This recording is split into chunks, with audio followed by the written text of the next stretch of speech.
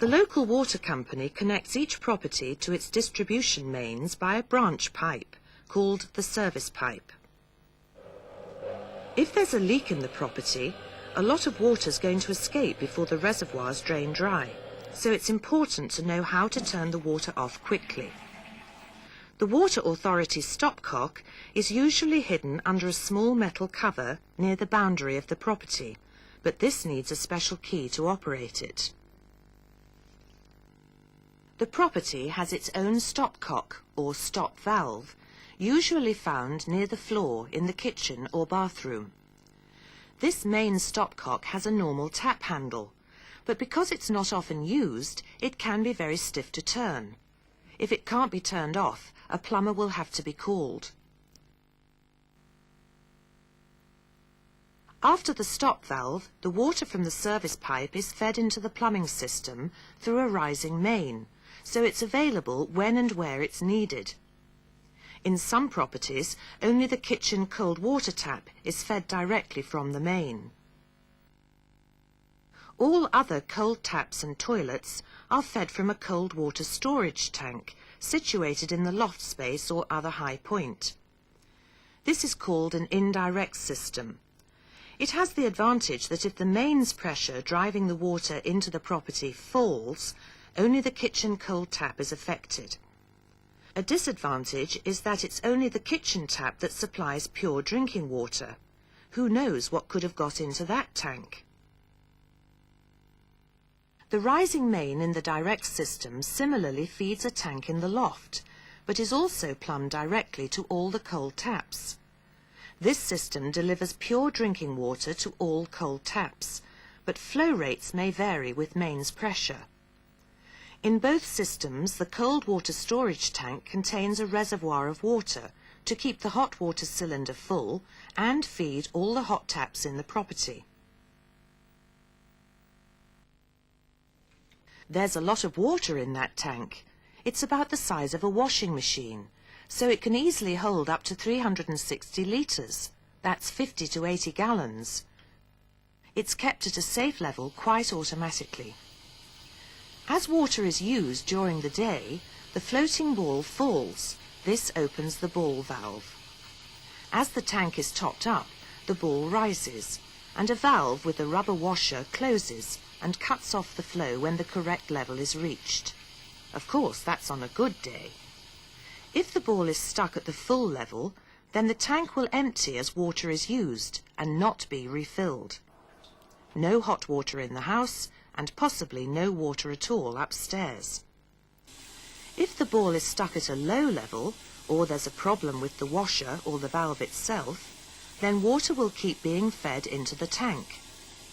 To maintain a safe level, an overflow pipe should carry the excess water outside the building.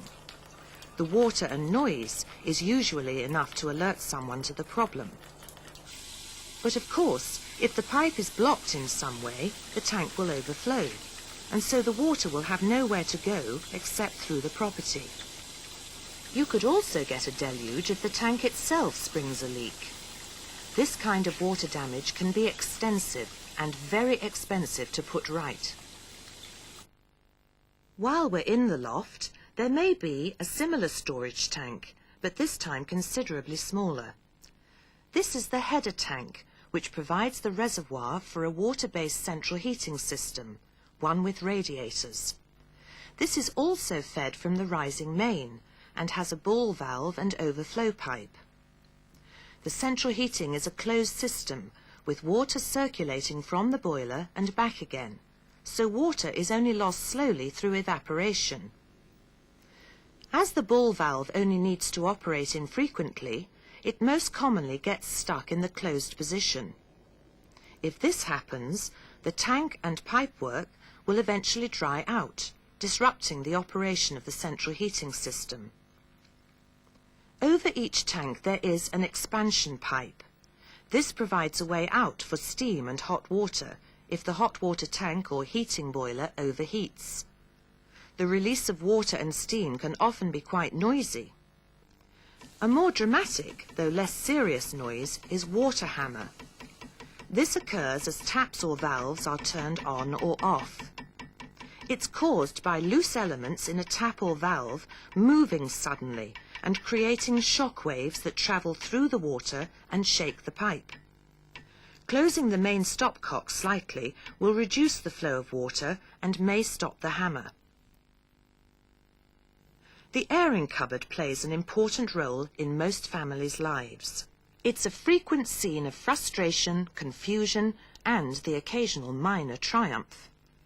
The airing cupboard is dominated by the hot water cylinder, though this may be partially hidden behind an insulating jacket. There are usually two ways to heat the water in the cylinder. Most tanks have an electric immersion heater, which is just like a longer version of a kettle element. If the property has a water-based central heating system with a boiler, then water heated in the boiler is fed through the tank in a coil of pipe. The cold water to be heated comes directly from the cold water storage tank and is fed in at the bottom. Hot water leaves from the top of the cylinder. In case the water gets too hot and boils, an offshoot from this pipe becomes the expansion pipe, which vents into the cold water storage tank. The water can get too hot if the thermostat on the central heating boiler has been turned up too high, or if it's malfunctioning. It can quickly get to boiling point if the thermostat in the immersion heater fails to cut out, just like in a kettle. Then the expansion pipe has to work hard, taking away water and steam. The airing cupboard also contains stopcocks to prevent the 300 litres or so of water in the cold water storage tank draining into the property if there's a leak in the hot water tank or pipework below. There will be a stopcock in the feed to the hot water tank, and possibly one in the indirect cold water supply to the taps. A speedy response with a stopcock can stop a leak becoming a disaster.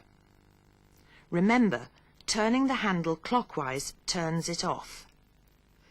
There may be other smaller stopcocks on the feed pipes to individual items of equipment, like the WC, the washing machine or dishwasher.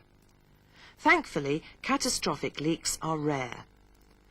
They can be caused by frozen pipes, by over-enthusiastic DIY, by years of vibration, by flexible hoses becoming detached, or by corrosion. The most common leaks come from dripping taps. These usually only need to have a new washer fitted. Radiator valves or stopcocks can also leak from around the top spindle. Whilst dripping taps are often not an immediate problem, as the water can run away, seal leaks on valves over flooring can cause considerable water damage. WCs can overflow like the tanks in the loft. They have the same ball valve mechanism, and if this fails to cut off the water supply when the cistern is filled, the water will flow out of the overflow, or, if the overflow is blocked, into the room. There are several causes of valve malfunction. Grit in the water sometimes lodges in the valve, preventing it closing fully. The float arm can become misadjusted, the ball can get punctured and cease to float, or the valve itself may be faulty. Slow or noisy filling can be a symptom of a failing float valve.